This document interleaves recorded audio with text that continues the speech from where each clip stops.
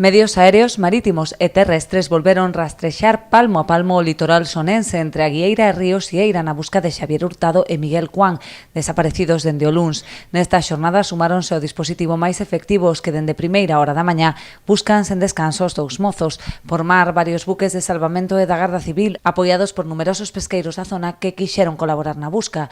Tamén volveron realizar inmersións os mergulladores de salvamento e do Grupo Especial de Actividades Subacuáticas. Por aire, o Elimer inspeccionou a zona apoiado polo avión de Sasemar, mentres que en terra efectivos dos corpos de seguridade percorreron a costa, ata o momento sen resultados.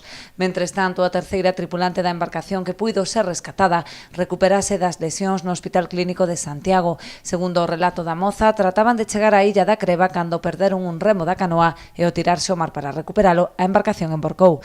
Xa non puideron volteala e a corrente arrastrou os tres mozos. Soraya conseguiu chegar a unha zona rochosa próxima á praia de Cabeiro, onde foi localizada horas despois do accidente. Tras 2 xornadas de busca, as esperanzas comezan a esvaecerse entre os familiares que contan cun servizo de apoio psicolóxico da Cruz Vermella para afrontar estes duros momentos.